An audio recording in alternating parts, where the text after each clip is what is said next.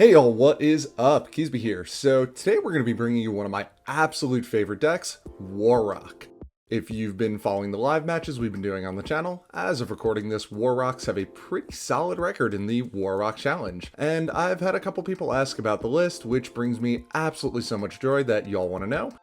But before we get into that, don't forget to drop this video a like, subscribe to the channel for even more, and if you want to help us out that little bit extra, check out the link in the description to grab yourself a Keasbey TCG exclusive playmat. The playmats are custom designed by me for the channel, and everything from those goes a long way to helping us out. So a few things at the top before we get into this. This is not a budget deck at all, nor is it really a particularly competitive deck. More one that I just enjoy playing for fun. There is another version of this deck that some players prefer that's more control oriented. Mine is more the OTK style build. Again, it's for fun, so if you do want to play around with this deck, and I do recommend messing around with it, it's a great time, just keep your expectations reasonable. The next thing I want to mention is that some of the Warrock monsters have different wordings between the TCG and OCG, and based on that would function differently depending on which you read. So I did some looking into this and was not able to find a definitive answer, so I will quickly outline the issue here. Warrock Skylar, for example, has an effect that special summons another Warrock from grave. She is in the class of Warrock that is affected by the text difference. In the original print and her current reprint and on the official card database for the TCG, her effect is written as during the battle phase in which your Earth Warrior monster battles, meaning that you could, into an open board, attack with Skylar, meeting the Earth Warrior battles criteria for her effect. Then, at the start of the damage step, they all boost other Warrocks by 200 attack as part of their effects, so you can use them during the damage step. Activate her effect, summon back a Warrock Forsha, then after damage calculation, activate Warrock Forsha's effect to search, since now it has met its criteria for activation due to an Earth Warrior having battle. However, the OCG and Edo Pro have Skylar's effect written as Battled instead of Battles. So due to the tense change, that same scenario, you would attack with Skylar, then after all steps of that battle are done, her effect is now live but into an open field, meaning that you can't attack with Forsha due to Skylar's revival effect having a restriction on level 5 or lower monsters being able to attack, so no Forsha search because Forsha needs to activate after damage calculation specifically. That's a lot. It'll make more sense once we get into the full effects. Skylar is the one most affected by the TCG OCG difference. However, you are going to lose out on an extra 200 attack points on all the biggest Warrock effects, and lose kind of a janky OTK line into an open board that this deck has. I also want to mention this up front because, again, I couldn't find a definitive answer as to how these should function. I know Edo Pro follows the OCG wording, I don't know how it's handled in Master Duel or Duel Links, and the only semi-ruling that I could find relevant to this was back when Altergeists were mistranslated, and what I found basically just said, the cards function as they are written. If anyone has a more definitive answer on this, please let me know. I'm going to treat them for this video as they would function following the TCG wording, as again, battles and battled are different and it's written as battles in the official TCG database. Just keep in mind though, if I get clarification otherwise, I'll pin a comment to this video pointing out where I was mistaken. Alrighty, so with all that preamble out of the way, let's get into our monster lineup. First off, we are on triple copies of Warrock Forsha. Warrock Forsha has a few effects. First, as previously mentioned, when an Earth Warrior monster you control battles, after damage calculation, you can add one Warrock card from your deck to your hand, then all Warrocks you control gain 200 attack until the end of your opponent's turn. So a ruling across the board on all of these effects, the effect and the attack boost are considered to trigger simultaneously. Next, and most relevant for Forsha, if you attack your opponent's monster and only have Forsha on the field, if Forsha would be destroyed by battle, you cannot activate his search effect as he is marked for destruction by battle and therefore cannot resolve the second part of the effect to boost all Warrocks on the field. I don't fully agree with this ruling, but nothing can be done, and again, this is only if Forsha is alone on the field and doesn't have another Warrock on field to give a boost to. The next effect, and this is shared between all the level 4 Warrocks, is if this card is sent from the monster zone to the graveyard by an opponent's card effect, you can special summon a level 5 or higher Warrock from your hand or deck. Next up, we have our second level 4 Warrock Gyakdos. Gyakdos, upon the normal summon of an Earth Warrior monster, can special summon himself from the hand. He's a good extender, and spoilers for later, a lot of this deck's bonus utility is around a rank 4 engine, so he is very relevant there. Additionally, he has the same special summon effect as Forsha upon being sent to the graveyard. Following Gyakdos, we have Warrock Wento. Another level 4, Wentos has the effect that if your Earth Warrior monster is battling another monster, during damage calculation, you can pay 800 life points to pump up that monster by 800 attack until the end of the turn. Her effect is pretty cool, and if you follow my Flandreese content, the same note regarding MPEN stat modification applies here, in that due to specifying that it is used during damage calculation specifically, it actually triggers past the point where stat modifiers can generally be used. She isn't too crazy, but she is a level 4 and has the same shared special summon effect as the previous two boys have. Now let's get into the bigger Warrocks. First off, we've got Warrock Orpus. He's kind of the odd cousin of the bunch. He is a level 5, so we're losing out on that great level 4 synergy we had going with the previous 3. He can, however, be normal summoned with no tributes if you control no monsters or all monsters you control are warriors. As you might be noticing, something to keep track of with this deck is some effects work only with warriors, some only with earth warriors, and some only with Warrocks, so that's just something to keep track of. He also comes with the effect that after damage calculation, if your Earth Warrior monster battles, you can send an Earth Warrior from your deck to the grave, then boost all your Warrocks by 200 attack until the end of your opponent's turn. So, like with Forsha, you do need either Orpus to be able to survive the battle he's involved with, or another Warrock on field to properly activate this effect. Unfortunately, he doesn't share the same special summon effect that the level 4s have, but he's another name and has a good tie-in with another monster that can sometimes take grindier games. Now into the biggest Warrocks. So at the top, the next 3 monsters are the ones specifically that are affected by the TCG OCG text difference. As previously mentioned, I'm going to be treating the card effects as they are written in the official TCG database, but again, if anything changes in the future, or if someone has an official confirmation on which text is considered correct, I'll pin a comment to the top of this video. Again, this is all made more confusing due to them being originally TCG exclusives and then the OCG changing the text upon import. So first off, we've got the aforementioned Warrock Skylar. Skylar is a level 6 with the effect that she gains 100 attack for each monster your opponent controls. Her second effect, as previously mentioned, states that during a battle phase in which your Earth Warrior monster battles, on quick effect you can target a level 5 or lower Warrock monster in your graveyard and special summon it. But for the rest of the turn, you cannot attack directly with any level 5 or lower monsters, then boost all your Warrocks by 200 attack until the end of your opponent's turn. So this series of effects goes live as soon as you declare an attack with any Earth Warrior, giving you access to plays like the one mentioned up top.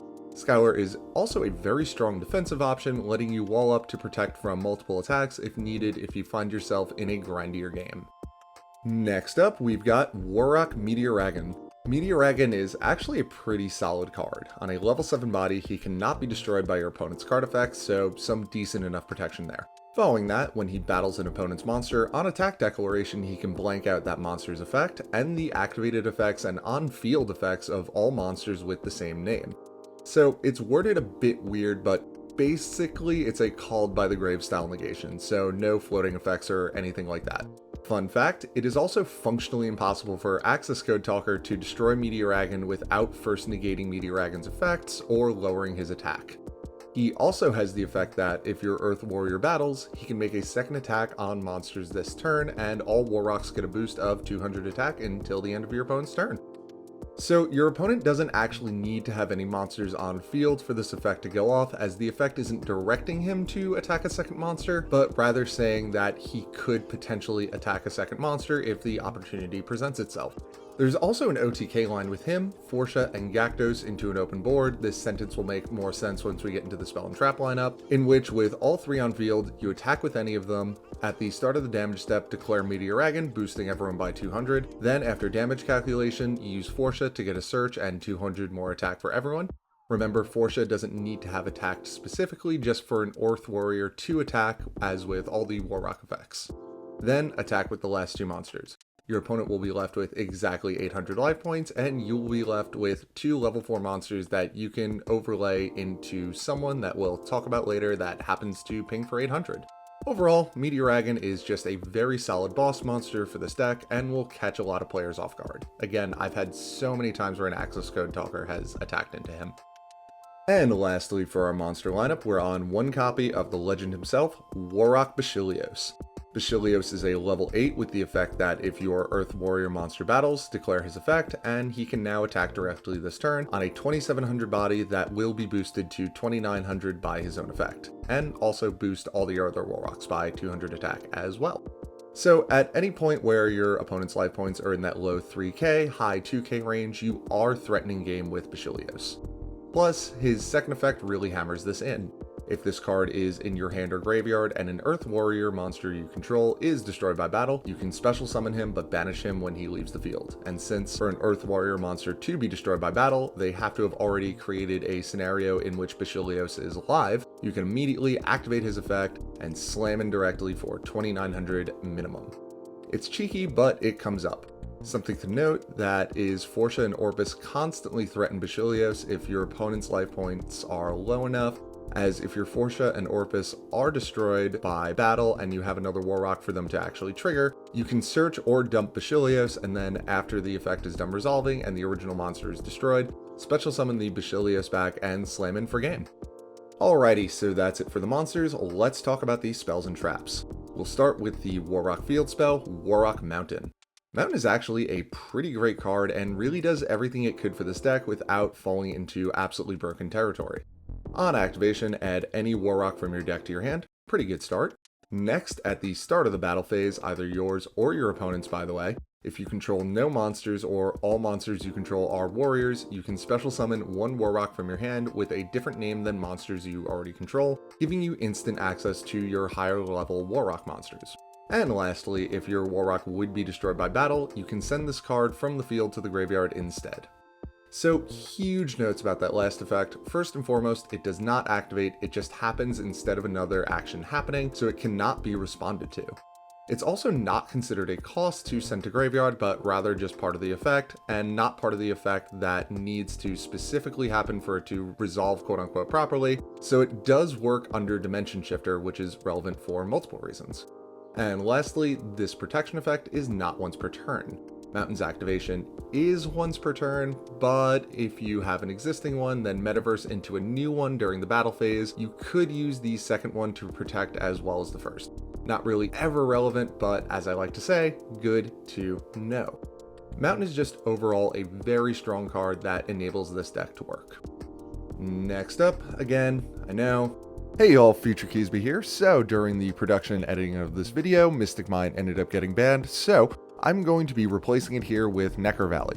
Funny enough, I was actually already testing out Necker Valley as a 5th field spell, now our 4th field spell, and it's been performing very, very well. It is a great hard counter to Tiralma Shizu, good in general, really good to go into off of set rotation, great to go in off of Metaverse. I would say more, but I don't have time in this video, so comment if you want to hear more about Necker Valley.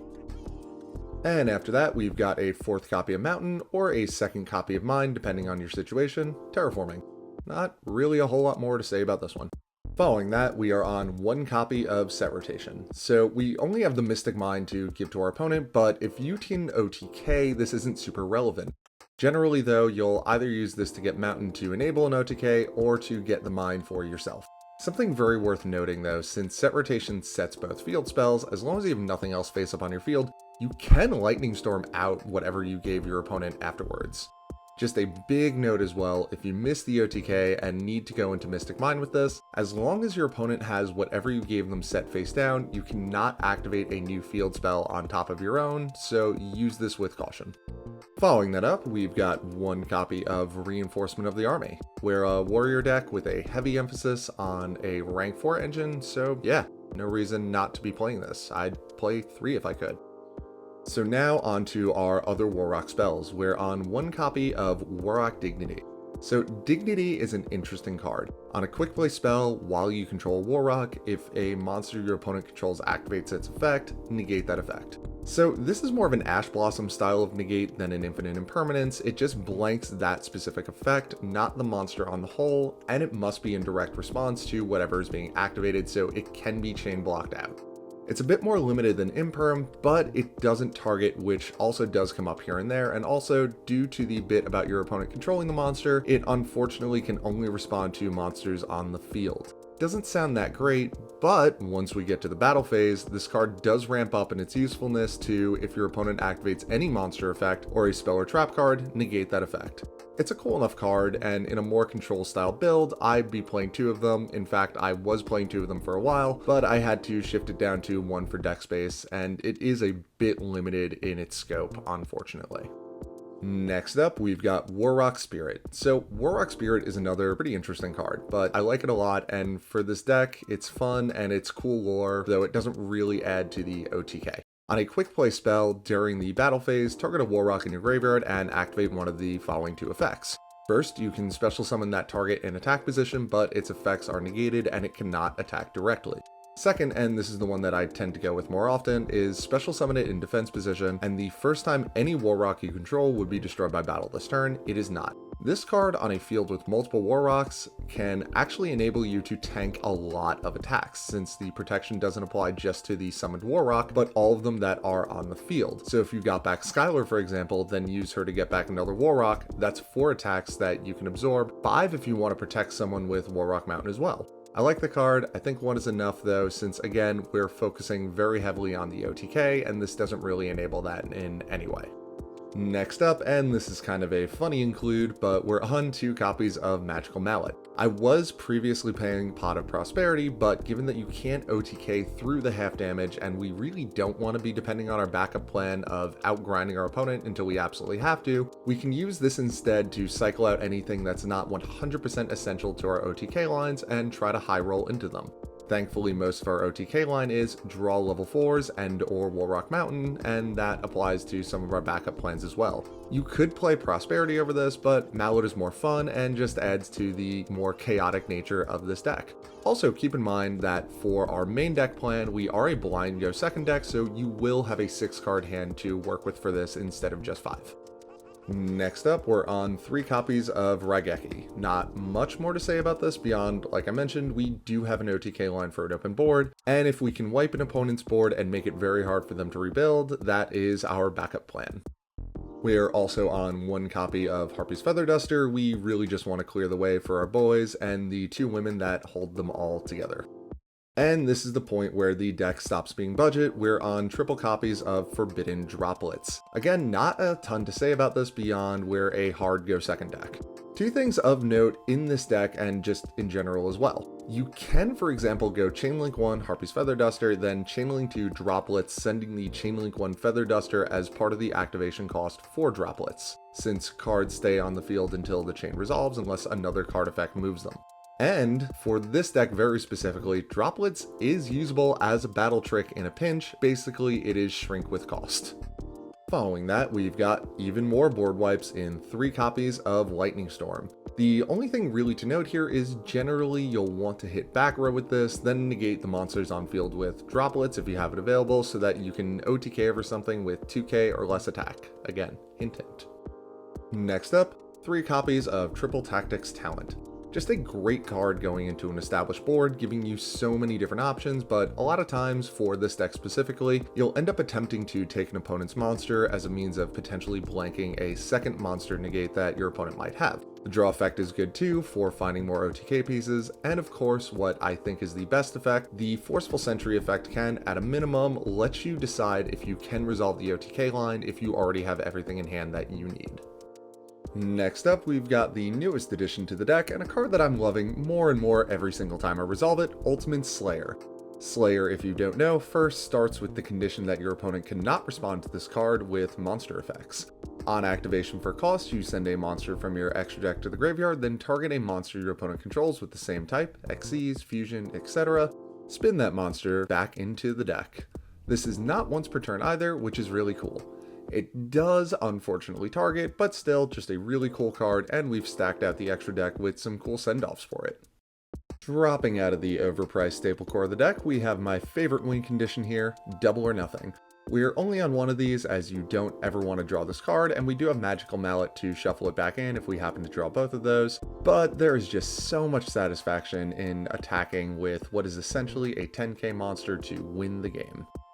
And lastly, one trap in Metaverse. So as previously mentioned, if you have an established Warrock Mountain, you can cycle into a second one for a second battle destruction protection, although you generally won't ever do this, but you can guess the more relevant interaction, so I'll just leave it at that.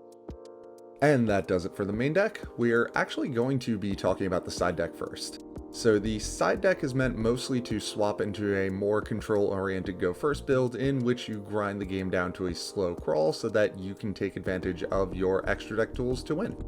And first in that theme, we've got triple copies of Summon Limit. I think Summon Limit is a remarkably strong floodgate this format, and one that we can pretty easily play under ourselves, given that we have Mountain to enable summons on our opponent's turn, and just naturally not being a combo deck, we can easily adjust our playstyle to play under Limit. Just a note, not specific to this deck, but Summon Limit does include summons from before it was activated, so if your opponent summons twice and you flip this, that's it, they used their 2 summons for the turn. Next up, triple copies of Solemn Judgment. Just an overall strong card, let your opponent get to a key choke point and just blink it off the field. And following that, we're also on 2 copies of Solemn Strike. So I'm actually kind of between the Solemn ratios, as generally I prefer Strike over Judgment. I think Strike is more flexible in dealing with monster-based threats and has more utility going second, but we're siding to go first. So I think Judgment in this case is overall the better 3 of, and this is a good enough 2 of. Next, we're on 1 additional copy of Warrock Dignity. In a grindier, more control-based game, having a second Dignity can really be helpful for protecting your floodgates from something like a Nightmare Phoenix or Unicorn. Next up, 2 copies of Cosmic Cyclone for the more back row heavy matchups, and you can actually side these in if you are blinding second, but know that your opponent is going to be playing a ton of back row that could prevent you from OTKing. Following that, we've got 2 copies of Dimension Shifter. Okay, so D-Shifter does hard conflict with all our level 4's floating effects, but if you are siding into this more control-themed variant, it can really slow your opponent down, and even if the control sideboard, you still do have OTK tools, so this can help force your opponent into positions in which they get stuck on a very OTK-able board. And closing out the side deck, we're on 2 copies of Godarla. Part for the Flandreese matchup, part for if you end up in a matchup where you just need that extra bit of non-destruction removal. Okay, so I know we went out of order, but the extra deck is where this gets really fun, so I wanted to save that for last.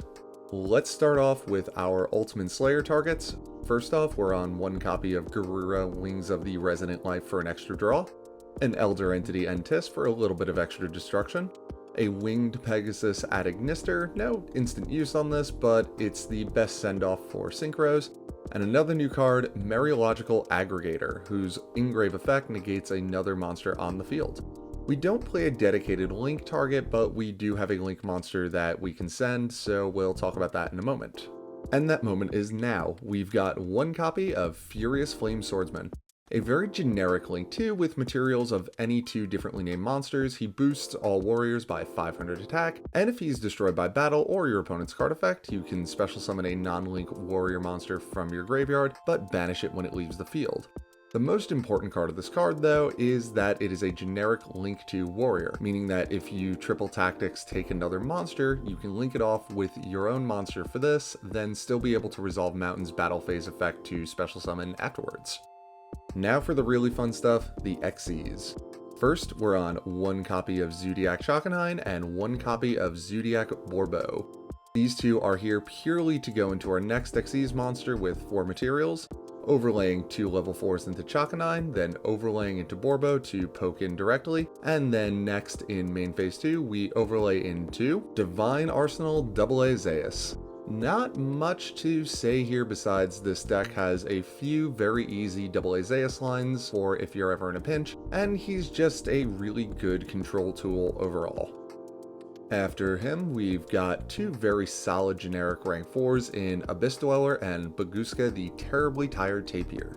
So in order, Abyss Dweller is just generically really strong in a lot of matchups, potentially blanking out entire turns against some decks if your opponent does not have a solid answer to it.